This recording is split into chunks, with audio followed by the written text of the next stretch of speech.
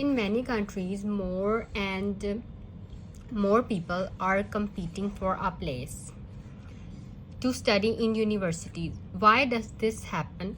Do you think this is a positive or negative development? So first look at the introduction. More high school students, because this essay is about admission to universities, that students are competing to get a seat in a university. So that's why we are using this topic related vocabulary word, high school students, क्योंकि उन्होंने university में admission लेना होता है for higher learning, for higher studies. More high school students than ever are competing for seats.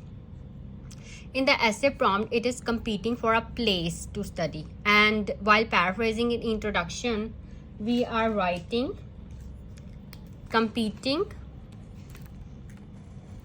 for seats, competing for a place or competing for seats. So इस तरह से paraphrasing करते हैं. We don't have to repeat this exact statement as in the essay prompt. We have to use some topic related vocabulary words, क्योंकि जो topic है उससे related जो general statement या कोई जो हमें लगता है कि ये topic related vocabulary word हम use कर सकते हैं और synonyms use करके तो हम paraphrasing करते हैं. ठीक है, in order to show the examiner that we have a range of vocabulary. Okay, so in the freshman classes of universities, अब यहाँ पे admission की बात हो रही है कि compete करते हैं सीट लेने के लिए यूनिवर्सिटी में कि उनका एडमिशन हो जाए. तो फ्रेशमैन का means first year student, newcomers, new recruit. ठीक है, फ्रेशमैन भी टॉपिक रिलेटेड वोकैबुलरी वर्ड है. Freshman classes of universities. Okay, this essay shall analyse the reasons for this phenomena. So आप अपना इंट्रोडक्शन जो भी आप सोचते हैं, आप पॉजिटिव डेवलपमेंट सोचते हैं या नेगेटिव, तो उसके अकॉर्डिंग आपने अपने बॉडी पैराग्राफ्स जो हैं वो लिखने हैं. So this is our first body paragraph. This is about the first reason. आप कोई भी रीज़न दे सकते हैं. अगर आप सोचते हैं कि ये नेगेटिव है तो आप उसके मुताबिक अपने रीजन देंगे. Okay, then this second body paragraph is about the second reason. Okay, secondly, university education is increasingly seen as key to economic success in our society. Okay, so this essay is about university education. You can also write these words: tertiary school education and tertiary level education. University education को हम ये दो words भी कहते हैं क्योंकि this essay is about universities, university education, higher learning, higher education.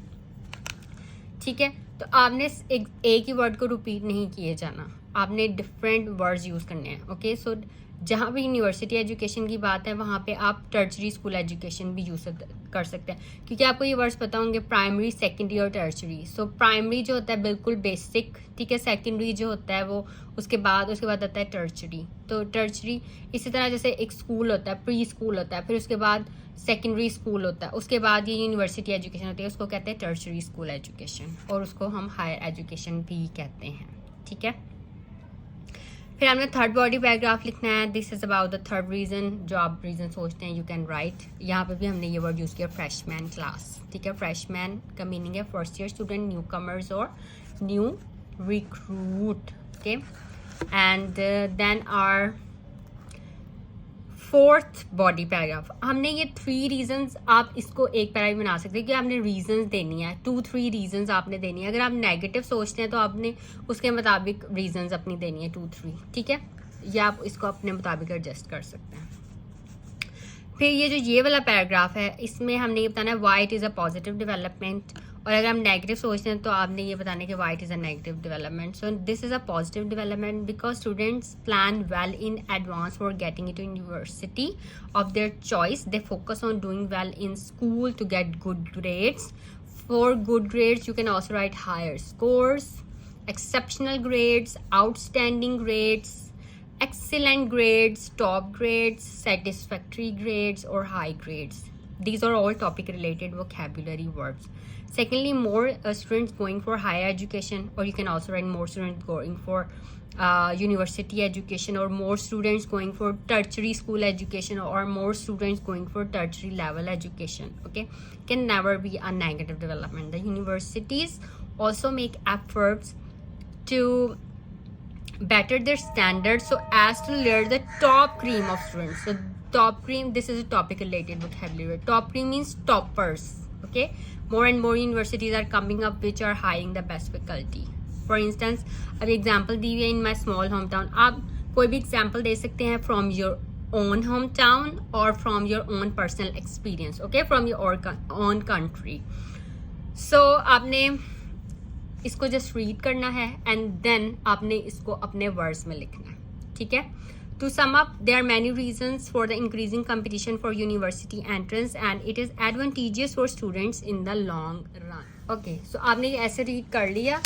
Then आपने ये इसका प्रिंट आउट लेना है फ्रॉम नेट से. आपको ये आंसर शीट्स मिल जाएंगी. ठीक है. तो आपने जो है इसके ऊपर प्रैक्टिस करनी है अपने ऐसे को, क्योंकि ये ओरिजिनल आंसर शीट है जो आपको एग्जाम में दी जाएगी. ये वाला पेज और उसके बाद ये पेज. ओके, ठीक है. इसके ऊपर आप प्रैक्टिस करेंगे तो आपको बहुत इजी हो जाएगा. आपकी प्रैक्टिस होती रहेगी तो आपको पता चल जाएगा कि कितने वर्ड्स आप कितने टाइम में लिख रहे हैं. एक लाइन पे आप कितने वर्ड्स लिख रहे हैं. ठीक है. ये आपकी आंसर शीट है जो आपको एग्जाम में मिलेगी.